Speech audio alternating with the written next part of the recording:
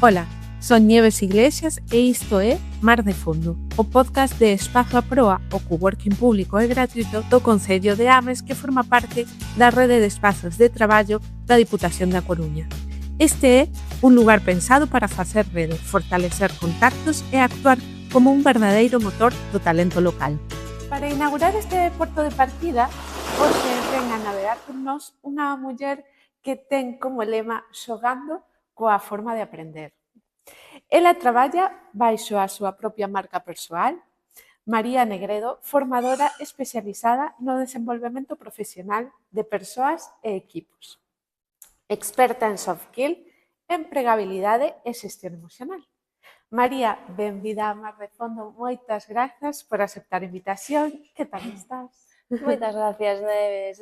Estou moi ben, moi contenta de estar con vos e poder falar un poquinho do que máis me gusta, que son as soft skills, as competencias e o desenvolvemento persoal e profesional. Imos empezar navegando pola superficie, un pouco pola túa actividade no día a día.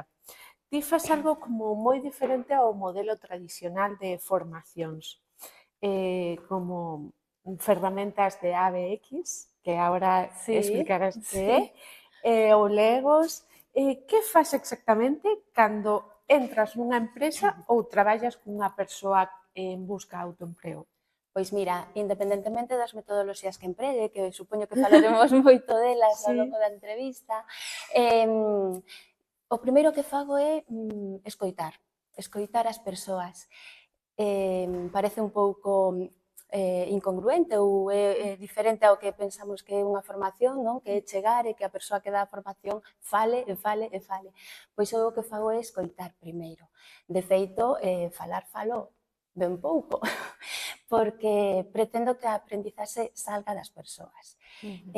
Escoito as necesidades, escoito os contextos, e dame igual que sean persoas que buscan emprego, persoas que queran facer un cambio profesional ou mesmo equipos que xa están traballando en empresas. Ao final somos todos persoas e o que quero precisamente é iso, non? Escoitar e que o que eu poda chegar ese día sirva para que eles podan poñer en práctica na súa realidade e nas súas necesidades, finalmente. Entón, o primeiro que fago é escoitar. As metodoloxías, ao final, son unha ferramenta. Bueno, pero xa iso é un cambio, non? Porque realmente a formación é como depositar en alguén, ou iso é o que temos un pouco aí. Ti, sin embargo, é escoitar. Escoitar sempre, sempre escoitar. Non sirve de nada dar contidos e contidos que logo non conectan coas persoas. Precisamente iso. E para as persoas ou empresas que nos escoitan, que están diseñando o seu propio proxecto, cal é a túa proposta de valor real ou que problema crítico lles resolves, digamos, aos teus clientes? Pois mira, a miña proposta de valor, xa perfiláchela de alguna maneira, son esas metodoloxías participativas, activas e, sobre todo, lúdicas. Son unha convencida de que podemos aprender, e de feito é como facemos mellor, nun ambiente divertido, nun ambiente distendido e nun ambiente aburrido e pouco motivador. Non?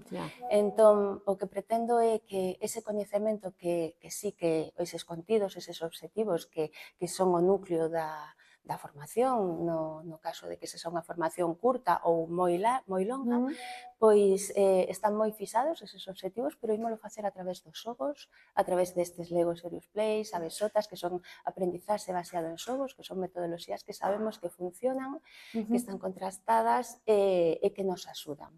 Ao final son ferramentas. Esa sería a proposta de valor xunto con esta escoita e poñerme na pel desas persoas e das súas necesidades, sería esa proposta.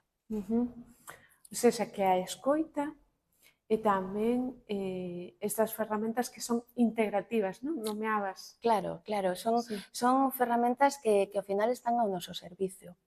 De feito, ás veces dime como entran nas persoas, quero unha formación de Lego, vale, pero que queremos tratar, que queremos traballar, non? Ese sería o objetivo. Vale, que temática, non? Exacto, cal é o objetivo que queres lograr? Queres lograr que a persoa ou este equipo traballe mellor en equipo, que coñezca as competencias necesarias para un posto en concreto, que é o que queres conseguir. Queres aprender, mellorar esas competencias para o emprendemento, para emprender a unha proposta de valor, por exemplo, definila. Vamos a ver que é o que queres traballar e logo vamos a elixir a metodoloxía. Vale, moi ben. Estas dúas liñas de traballo que nomeabas, ¿no? Como persoas en autoemprego ou en busca de cambio, empresas con equipos, como enfocas a estrategia para dous perfis tan distintos, non? Sí, a estrategia te refires en canto á formación ou... Sí, claro, porque entendo que non é o mesmo traballar cunha persoa na orientación na búsqueda de emprego ou de autoemprego que nun equipo, cunha empresa que xa ten unha cultura de empresa, que, bueno, ten unha visión, unha misión. Claro, as Entendo que non necesidades... sei se son diferentes ou non. Claro, as necesidades son distintas, por suposto. Pero fíxate, ao final estamos falando, suponte, liderado, traballando nun equipo. Traballamos o liderado en equipos intermedios, mandos intermedios, vale, pero agora nos volvemos a persoas que están en autoemprego, en busca de emprego. Convertímolo en un autoliderado. Unha persoa que traballa para si mesma ou traballa o sea, que quere traballar para outros, pero é unha persoa, non forma parte de equipo, ten que ter esas habilidades, esas competencias para liderarse a si mesma. Vale, o seu propio proxecto. Vale, entón estamos dándolle voltas constantemente aos mesmos conceptos, pero aplicados á situación real de cada persoa ou de cada equipo. Como axuda as chamadas soft skills, e que son tamén, se nos podes contar, as habilidades brandas, ao proxecto, a que o proxecto sexa viable ou ao que ese equipo funcione mellor. Vale. Pois mira, se queres o podemos concretar un pouco en autoemprego, en emprendemento, non? Que é moi sinxelo de entender así. Podes ter unha idea brillante para o teu propio emprendemento, unha idea boísima que a xente necesita, a sociedade necesita, un cliente específico necesita. Se ti non tes esas habilidades, esas competencias para poñer en práctica ese proxecto, eso non vai a funcionar, vale? Tes que ter unha autoxestión, saber tomar decisións, tes que saber comunicalo. En ocasións tes que saber traballar en equipo, este autoliderado de que falábamos. Tes que saber xestionar a frustración, que é algo que nos costa moitísimo, pero porque vai haber moitos problemas, moitos impedimentos no camiño.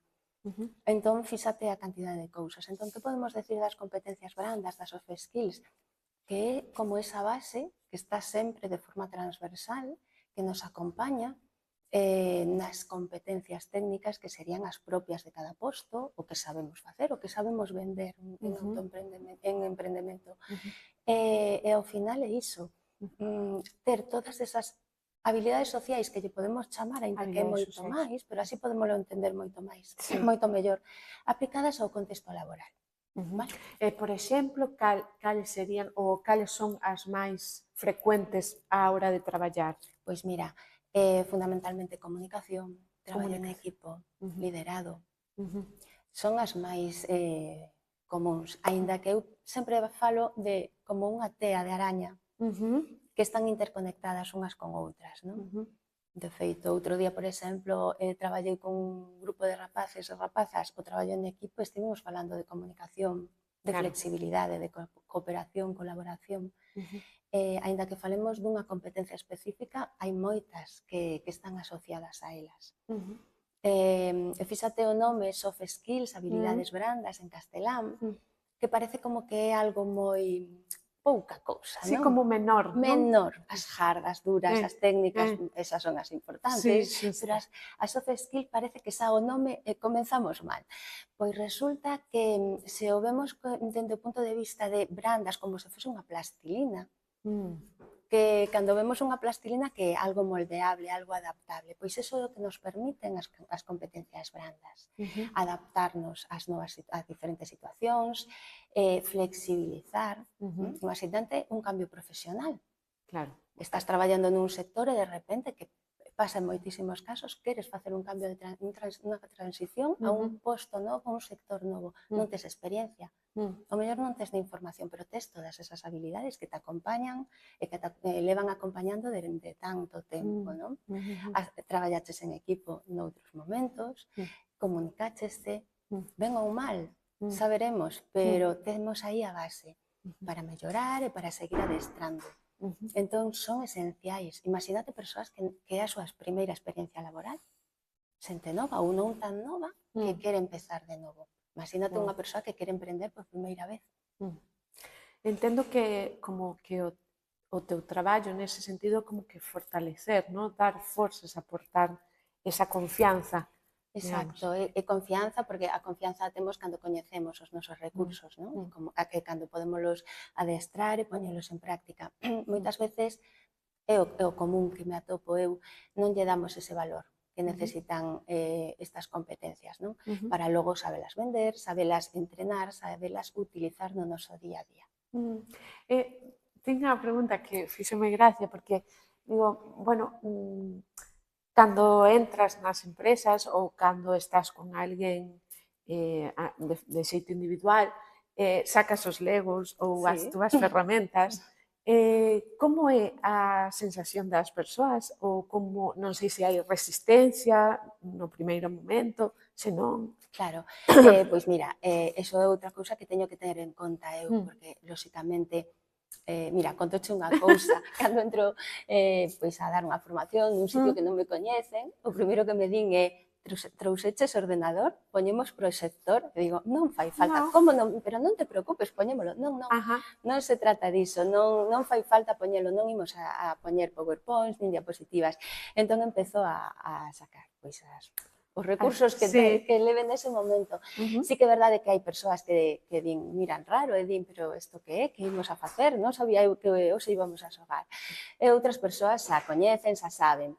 O primeiro traballo meu é poñer en valor eso, explicar por que vamos a empregar isto e conectalo rapidamente co obxectivo da formación. Vamos a traballar isto en concreto e ímolo facer a través de metodoloxías lúdicas, a través deste tipo de metodoloxía, explícolles rapidamente en que consiste esta metodoloxía e van cambiando as cousas. Eles dixo, confiade en min. E se non pasamos aos PowerPoints, lle digo, non queremos, dime rapidamente. E a medida que vai pasando a formación, pois xa as persoas van entrando e nunca tive ningunha persoa que se levantara da mesa e dixera eu non quero seguir con estas tonterías, nunca me pasou. Falabas agora de poñer en valor, non? Porque creo que é importante isto co tema do xogo, non? Sobre todo en persoas adultas, que hemos olvidado que é xogar, que é un tema moi serio o xogo. Quero decir que moitas veces as formaciones lúdicas están asociadas como a un rato para pasalo ben, non? Que non deixa de ser algo para pasalo ben, pero sí que ten como un trasfondo, sí que é serio, que se poden traballar cousas moi serias. Xusto, ti o dixeches. O xogo como tal é unha ferramenta boísima simplemente para pasalo ben.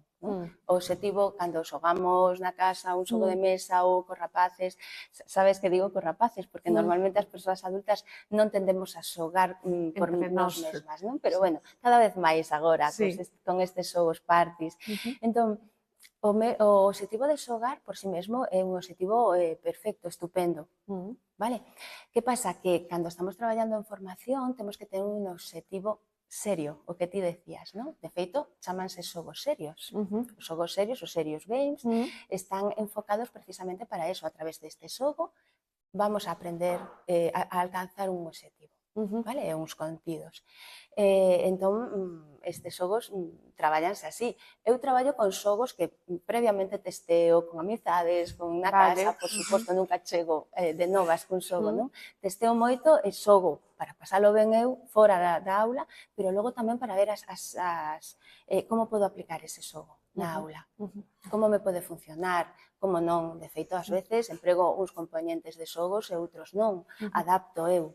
Vale? Nesa parte creativa, a miña función tamén consiste en eso, non? En adaptar que quero conseguir, como podo facer cos recursos que eu teño, non? Entón, bueno, o xogo, por suposto, que é unha ferramenta boísima para aplicar isto nas aulas.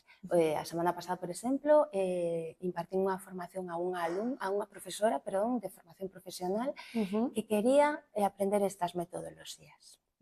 Vale? Entón, contactou comigo a través de redes e me dixo, como podes impartir? Por suposto, algunha formación tamén dou en centros de FP para docentes, pero esta persoa quería, estábamos lonxe, fixémolo como pudemos en online, non? Pero ela xa tiña idea de que o xogo podía servir para algo positivo na súa aula. Son metodoloxías que podemos aprender perfectamente, non é nada. E que poden ser serias.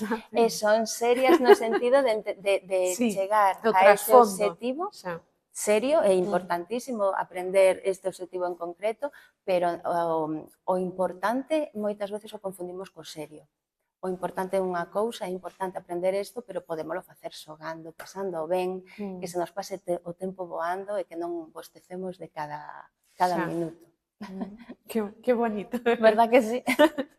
Agora imos baixar cara ás augas máis profundas, non? E tocar un pouco a realidade emocional no emprendemento, non? Ti dixeches antes falando de que o teu camiño emprendedor adaptábase ás túas necesidades e ao teu propósito. Exacto. Pero isto non significa necesariamente que sexa fácil. Para nada. Entón, para min isto é como un golpe de realidade a estas maravillosas mantras que hai agora de se queres podes, non? E estas cousas que, bueno, trátase un pouco de desaprender isto, non? Cal foi o teu mar de fondo ou teus medos ou retos agora de construir este camino por conta propia? Vale.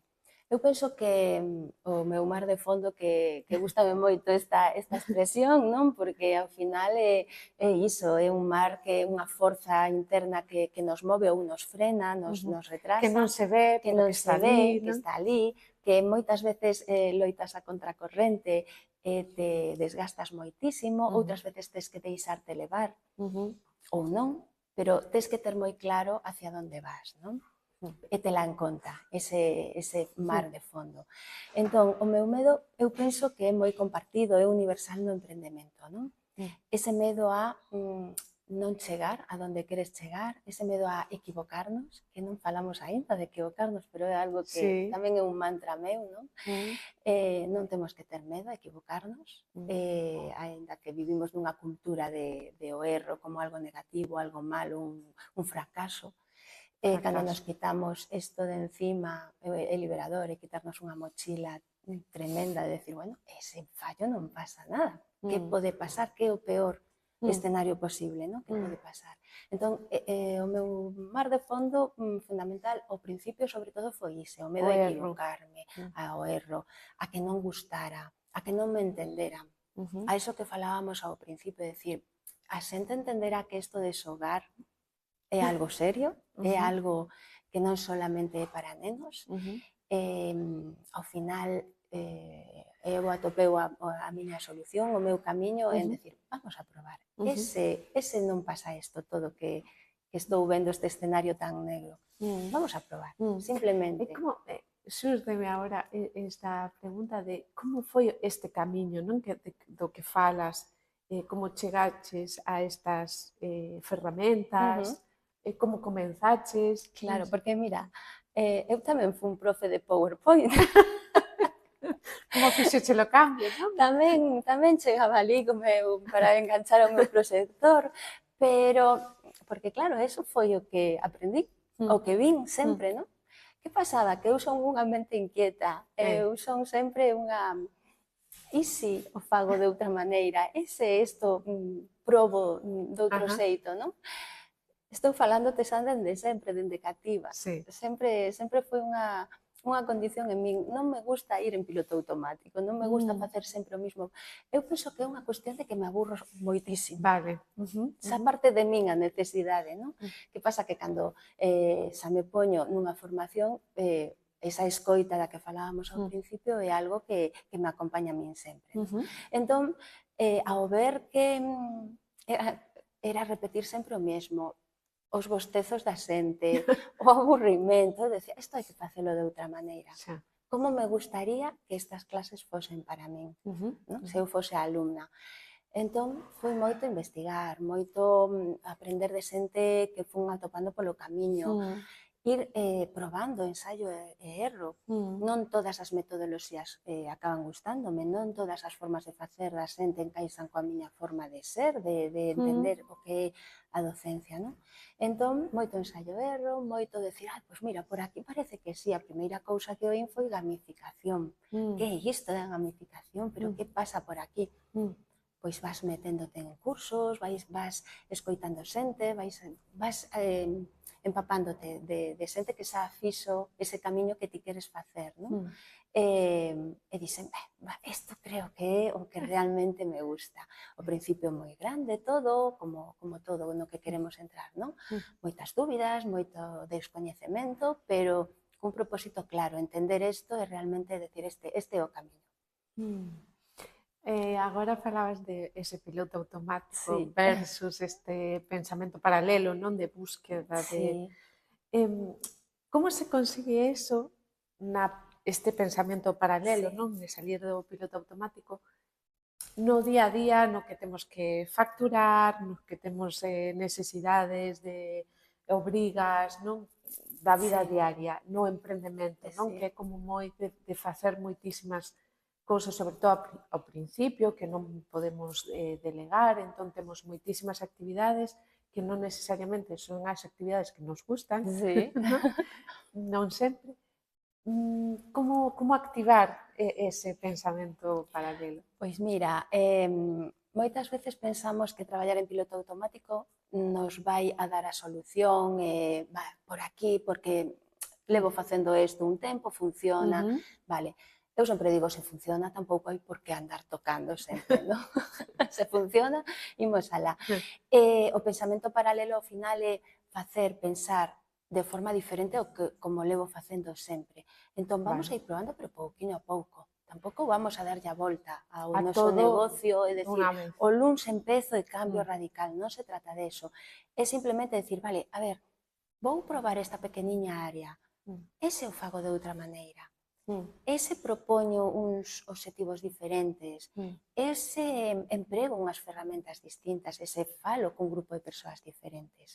Ao final, se queremos sair da famosa zona de confort, que eu non me gusta decir ao sair, gustame decir ampliar, non? Ampliamos pasiño a pasiño. É precisamente esa idea, non?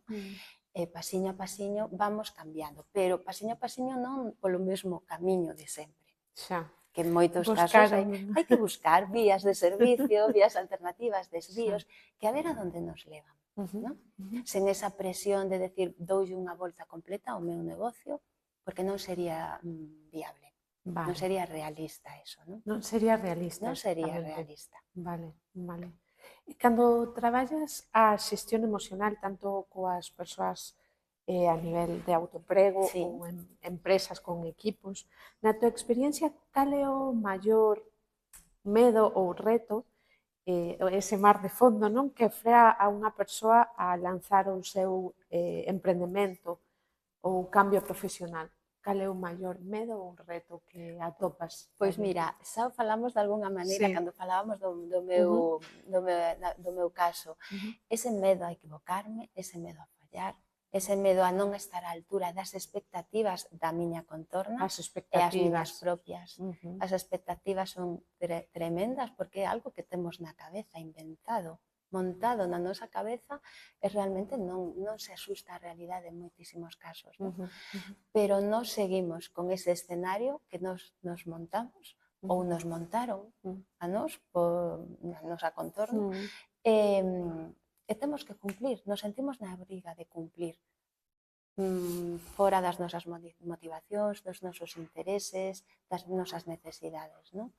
Entón, esa resistencia que ofrecemos a decidir o que queremos facer, independentemente de que guste ou non guste a nosa contorna, ese sería un das nosas resistencias, do mar de fondo de moita xente. Ese medo a equivocarnos, ese medo a sair dese piloto automático, desa zona de confort. Os maiores inimigos están na nosa cabeza moitas veces. Non é tanto as condicións do mercado laboral, non é tanto as crises, as non crises, é iso, os nosos medos e as nosas resistencias. Ese alguén que nos estea escoitando está neste proceso de cambio, atópase con estas expectativas ou con estes medos, cal sería a primeira ficha de Lego, non, que ti aconsellas mover, non? Cal é ese primer movimento que ti, bueno, de alguma maneira, pois, eso, aconsellas a que esta persoa faga? Pois mira, confiar nos recursos que ten esa persoa, que seguramente son moitísimos máis dos que ela pensa. Moitas veces falamos de plan de negocio, falamos do noso produto, dos clientes, da financiación, falamos de todo isto que é moi necesario, por supostísimo, non? Pero non falamos para nada do noso plan de negocio persoal, non? Por decirlo de alguma maneira, acabo de inventar a expresión. Pero non pensamos nas nosas competencias persoais, esas habilidades sociais. Non pensamos para nada que vamos a estar nun mar de incertidume que é moi necesario. Temos que saber navegar por ese mar, sabes, esa de fondo, de superficie, de todo. As persoas non estamos acostumadas a traballar en incertidume, en escenarios de incertidume. Eu sempre penso que as que avanzan no seu proxecto, dame igual que sexa persoal, un proxecto de estudos académicos, o que sexa, son esas persoas que están acostumadas ou saben navegar nesa incertidume, entendendo a incertidume como que non vou a ter todo controlado, darnos conta de que non todo vai a depender de nós. Hai cousas que sí van a depender, pero hai outras moitas que se nos van a escapar. Pero temos que telas en conta e temos que saber, non? Ante a primeira incertidume, non plantar, continuar. Ímolo pasar mal, imos o mellor a pasar algunha noite sen dormir demasiado, imos a ter que xestionar ese estrés, esa tensión. Eso forma parte do proceso de emprendemento, o proceso de cambio profesional, o proceso de calquer avance. Se está pasando eso e que estás medrando. Se ti non, calquera cousa que fagas non te supón para ti ningún esforzo a nivel persoal, probablemente non estés medrando moito. Entón, se estás medrando e ti queres medrar, que eu penso que é algo que todo mundo queremos, non? Para min é importantísimo. Se queres medrar, tens que asumir que vas a ter que estar en esa incertidumbre durante certo tempo, non? E tamén, bueno, non sei como ves ti, pero tamén creo que esa peza pode ser non necesariamente facelo soa, non? Tamén. Porque eu creo que eso, buscar profesionais está moi ben, porque senón o emprendemento ou autoemprego pode ser un camiño en soidade, non? Xusto. Estes espazos que ofrecedes de coworking son fantásticos porque as necesidades da persoa que emprende son moi comuns ás de outras persoas que emprenden. Entón, aínda que estén na mesma fase ou en fases un pouquiño máis avanzadas, é unha axuda importantísima.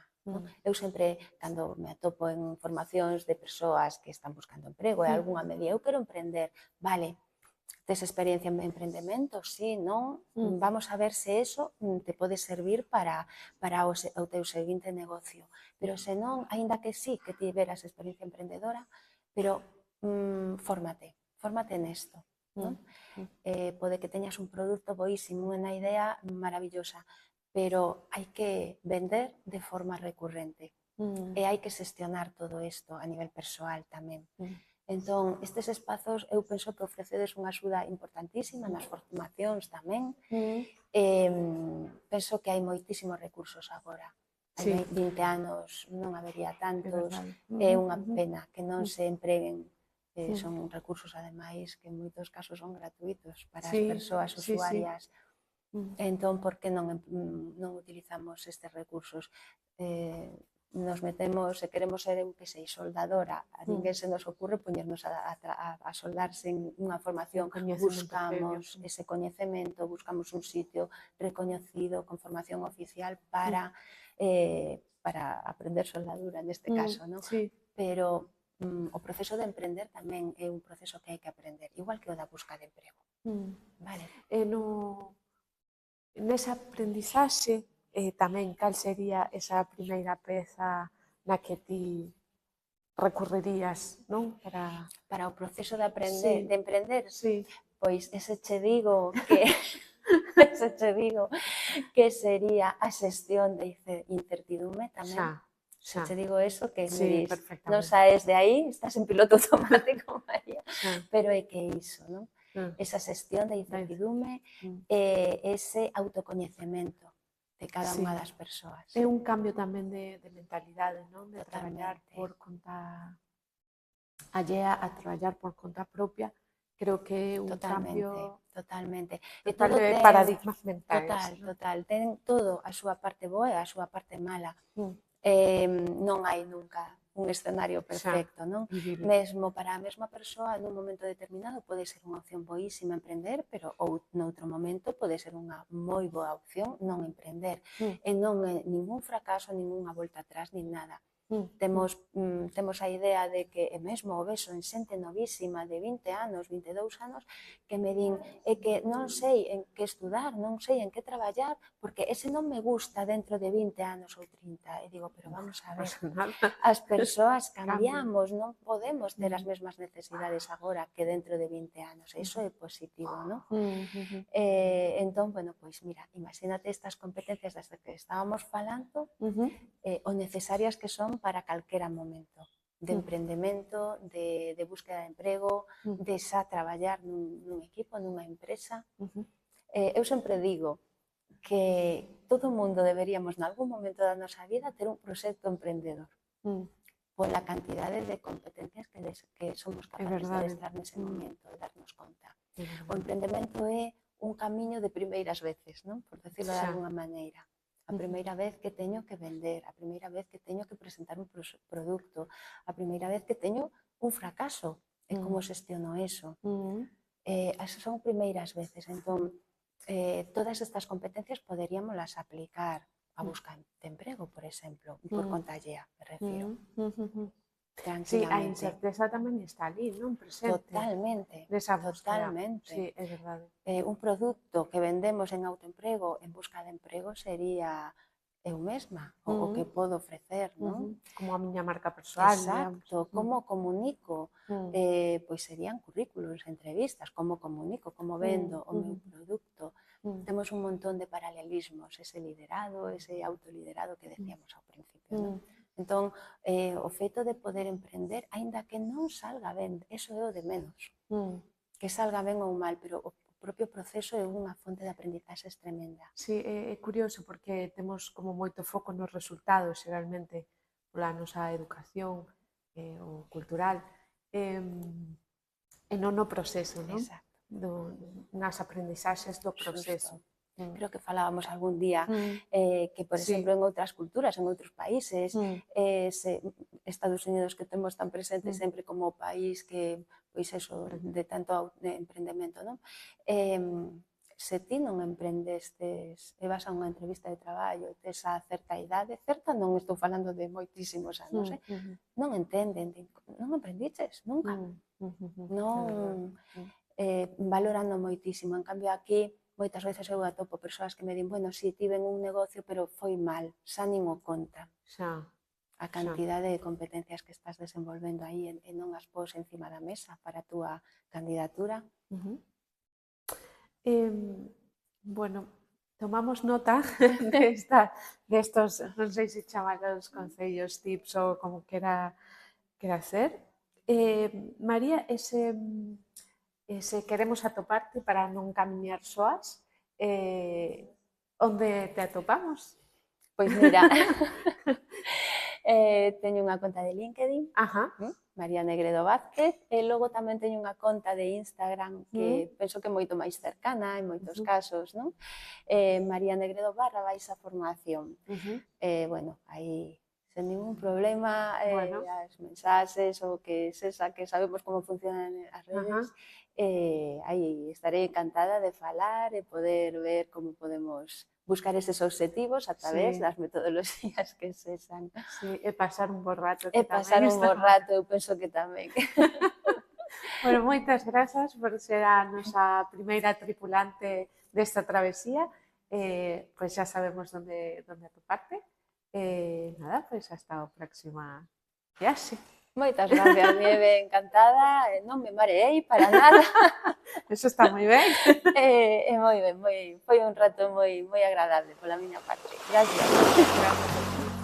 A todas as persoas que nos estades escoitando, se estades nese proceso de cambio, se tedes unha idea de autoemprego ou se queredes tecer redes con outras mentes inquedas, Espazo a Proa é o vosso porto seguro en Ames.